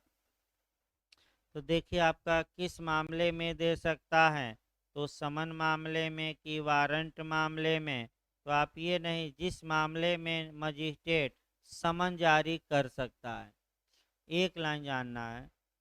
जिस मामले में मजिस्ट जब कभी कोई मजिस्ट्रेट समन जारी करता है तब यदि उसे ऐसा करने का कारण प्रतीत होता है तो वह अभियुक्त को पर्सनल अपीयरेंस स्वयं न्यायालय में हाजिर होने से छूट दे सकता है और कह सकता है कि तुम किसके माध्यम से हाजिर हो, प्लीडर या अधिवक्ता। लेकिन यह छूट कभी भी बाद में क्या की जा सकती है, कैंसिल।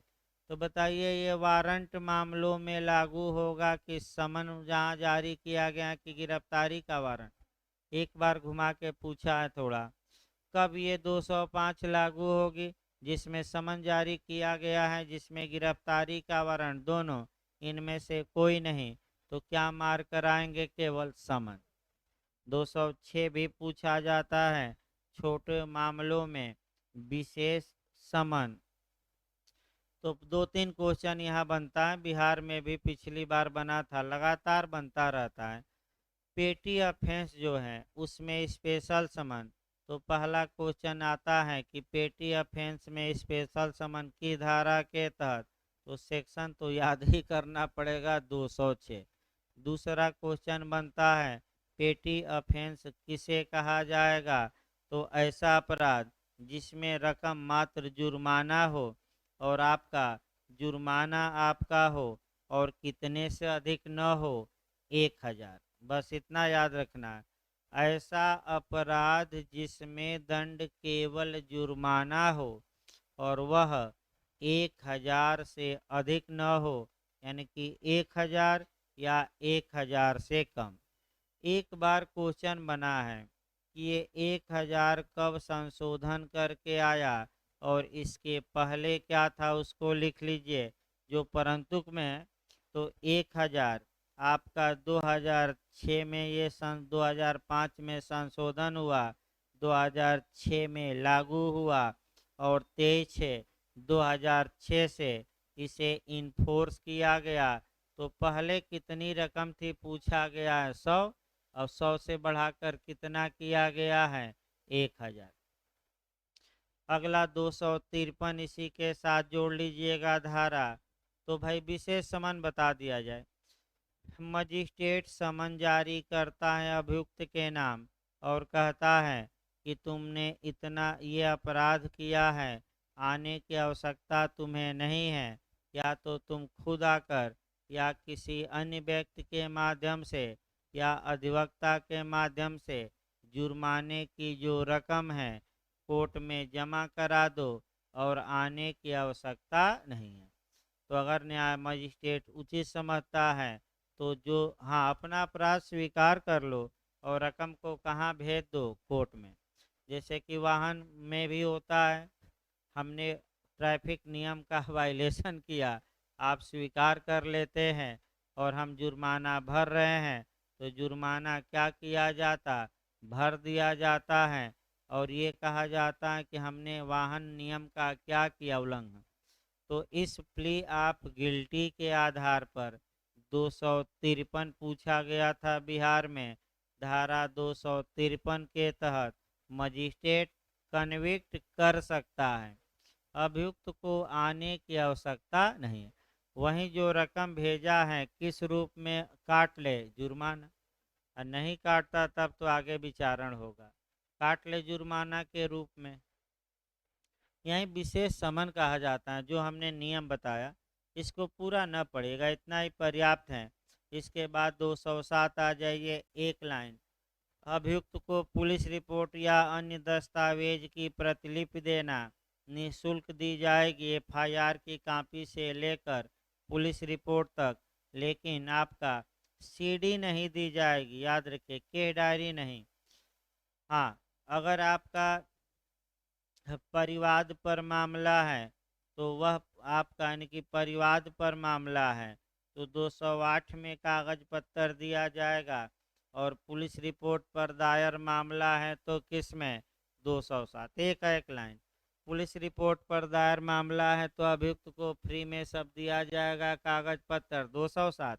परिवाद पर या सत्र न्यायालय में विचारणीय मामला है तो कौन सी धारा के तहत आपका जो बयान वान है दे दीजिए, परिवादी और साक्षी और पुलिस ने अन्वेषण किया है तो उसका बयान, 208।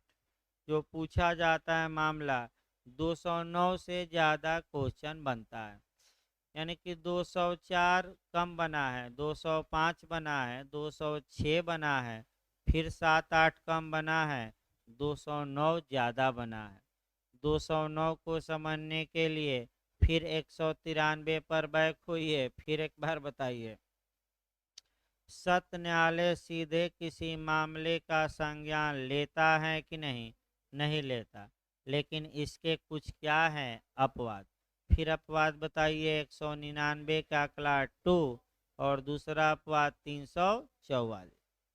तो सत्र न्यायालय, आखिर सत्र न्यायालय के पास मामला कैसे पहुंचता है, तो जब संज्ञान लेने के बाद first class judicial magistrate court of session को क्या करता है, भेजता है, तो कोर्ट ऑफ सेशन को कमिट करता है, सुपुर्द करता है, उपार्पण करता है, भेजता है वीक शब्द है थोड़ा, उपार्पण करता है, तो मजिस्ट्रेट किस धारा में उपार्पण करता है, 209, अभियुक्त को भी भेजेगा, मामले को भी भेजेगा, तो किस धारा में, 209।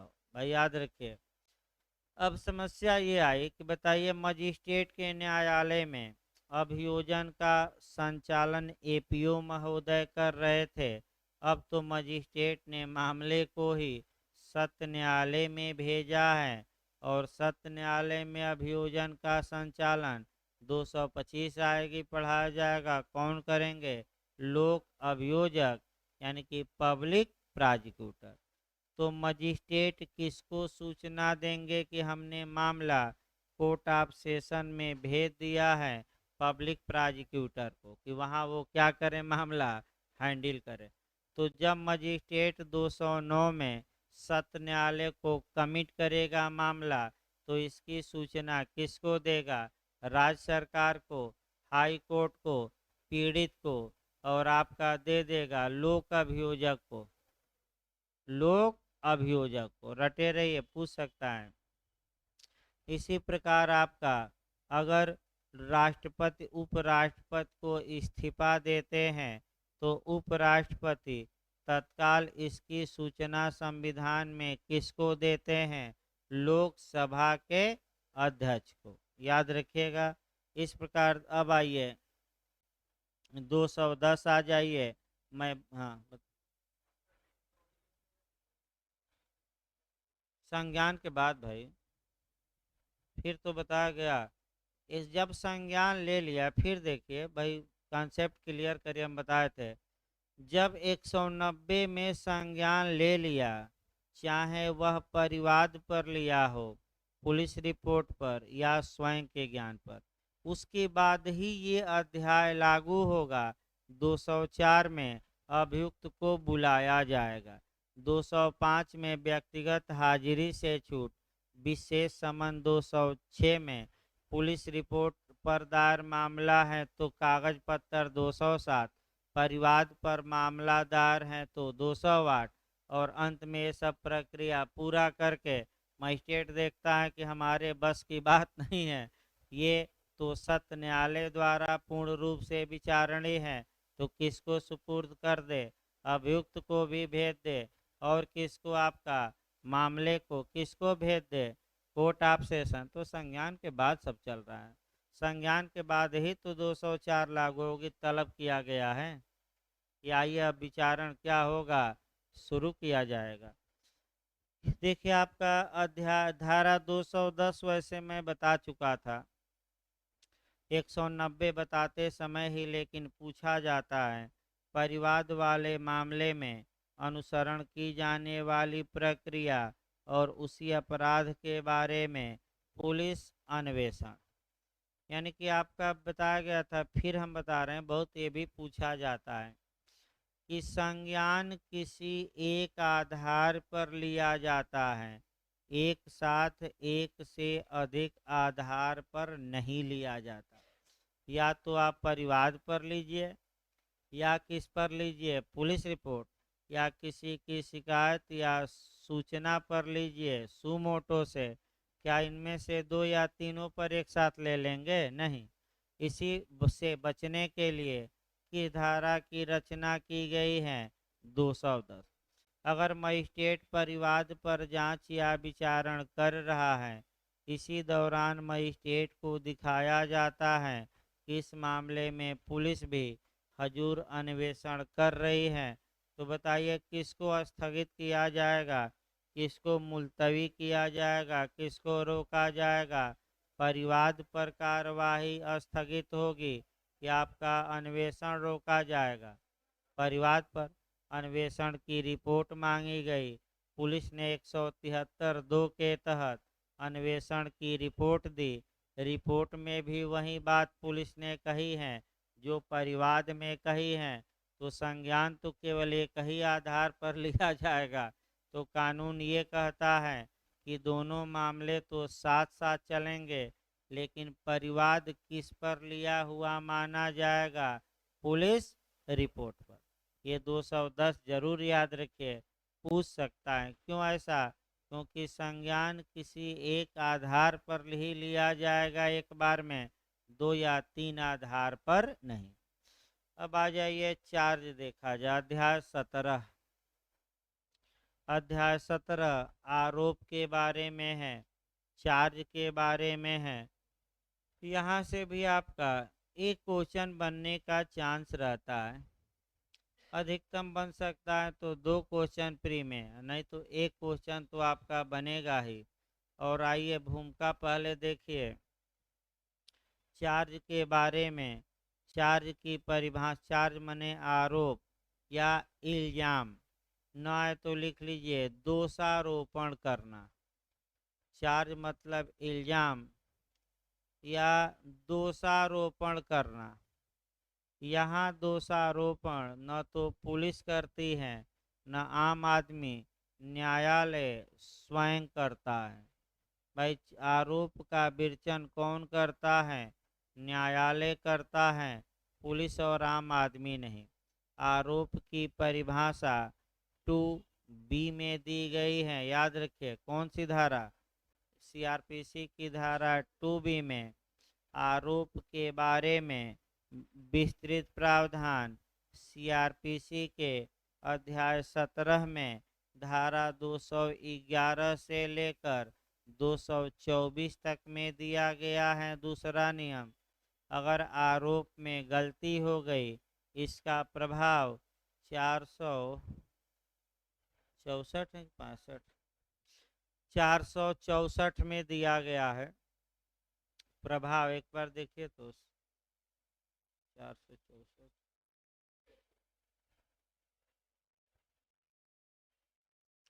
464 जोड़कर पढ़ेंगे।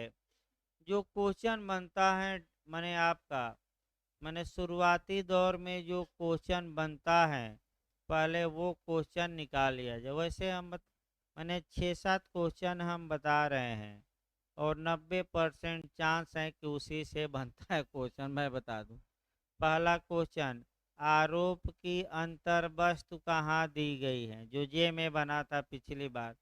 तो 211 सेक्शन याद रखना है, आरोप की अंतर वस्तु। फिर प्रीवियस कन्विक्शन, पूर्व दोष सिद्धि का वर्णन, धारा 211 के किस क्लाज में है, तो 7। जो क्वेश्चन अभी जो बनता है वो निकाला जाए।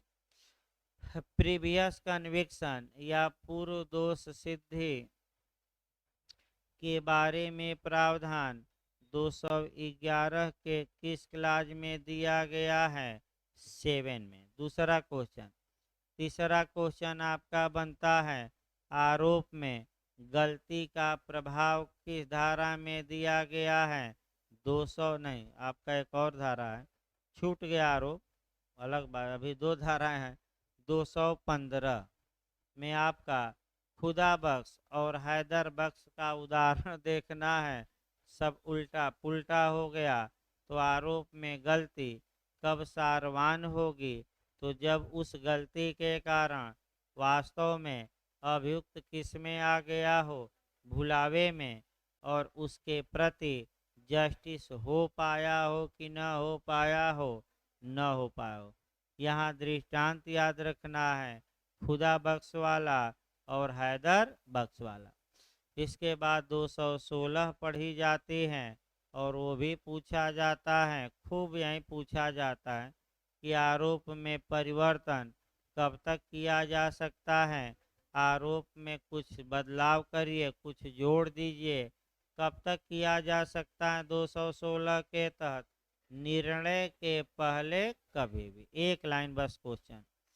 जब आरोप बदला जाता है तो जिन गवाहों की परीक्षा हो चुकी है उन्हें पुनः बुलाया जाता है, सामान्यतः आपका 217 में। फिर 218 से 224 तक में जो बनता है क्वेश्चन आपका, वह ये बनता है कि सामान्य नियम यह है कि अगर किसी व्यक्ति ने अपराध किया है तो उस अपराध के लिए आरोप अलग और विचारण अलग। यानी कि अगर कई अपराध कोई व्यक्ति किया है तो 218 जनरल रूल ये है कि प्रत्येक अपराध के लिए उस पर न्यायालय आरोप अलग लगाए और उसका विचारण भी क्या करे, अलग। वहीं चोरी और उपहत या और उपहत का दृष्टांत पूछा गया था, ये उत्तराखंड में भी आया, यूपी एपीओ में भी आया। 218 का एलिस्टेशन महत्वपूर्ण है, लेकिन यह विधि का पूर्ण नियम नहीं है। कुछ ऐसे प्रावधान हैं जहां की ज्वाइंट ट्रायल चल सकता है।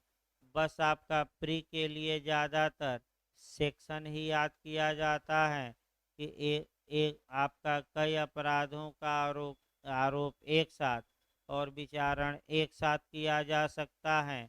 ये याद रखिए, अगर मामला 219 में आ जाए, 220 में, 221 में और 223 में, भाई ये चारों धाराएं यहाँ तो भाई क्रैश कोर्स में या स्पेशल बैच में डिटेल में पढ़ानी संभव नहीं रहती, क्योंकि 2-3 घंटा ले लेगी।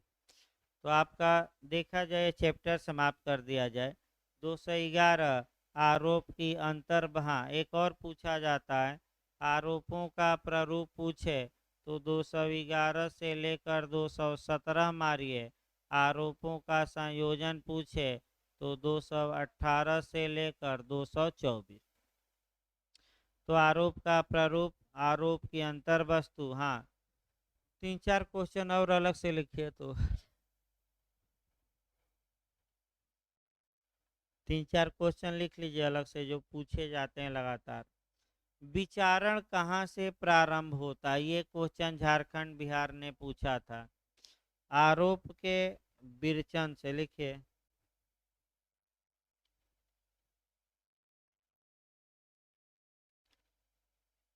विचारण किस कहाँ से प्रारंभ होता है, तो आरोप के विरचन से। यानी कि जैसे ही न्यायालय आरोप पढ़कर अभियुक्त को पहली लाइन सुनाना क्या किया, शुरू, अब वो जांच नहीं, क्या कहलाएगा, वो कार्य विचारण। अगला क्वेश्चन, जांच और विचारण को पृथक कहाँ से किया जाता है, आरोप से। उसको लिख लीजिए कहीं अलग से भाई, नए लोग। जांच और विचारण को पृथक किया जाता है आरोप से। उसको एक लाइन लिखिए। आरोप के निर्माण के पूर्व सभी न्यायिक कार्यवाहियों को, प्रशासनिक न लिख लीजिएगा, आरोप के निर्माण के पूर्व की सभी न्यायिक कार्यवाहियों को जांच कहा जाता है, इंक्वायरी।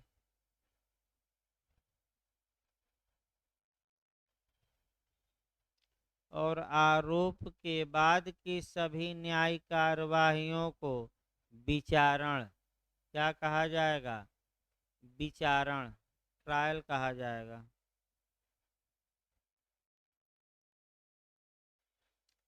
अगला क्वेश्चन लिखिए। अगला क्वेश्चन आपका बना है कि किन विचारणों में आरोप का लिखित में होना अनिवार्य है और किसमें लिखित में होना अनिवार्य नहीं है, केवल सारांश बता दिया जाएगा। ये भी क्वेश्चन बना है, लिखिए। सत्र न्यायालय के समक्ष विचारण, सत्र न्यायालय के समक्ष विचारण तथा मजिस्ट्रेटों द्वारा वारंट मामलों के विचारण में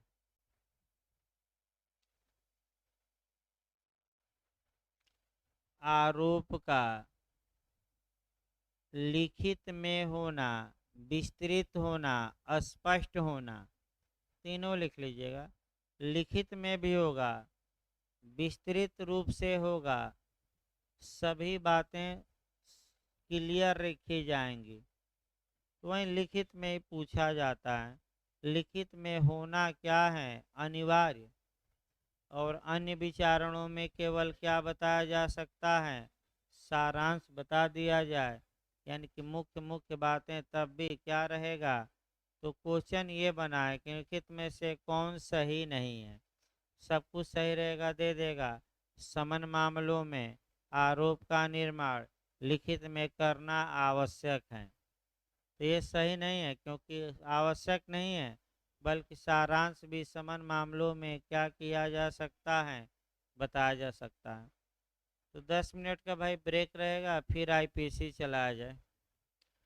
कल तक आपका पहले सीआरपीसी चलेगी, ताकि और कुछ खींच जाए। कल ज़्यादा धाराएं खींचेंगी सीआरपीसी की, क्योंकि विचारण में बहुत सेक्शन है, याद करना है।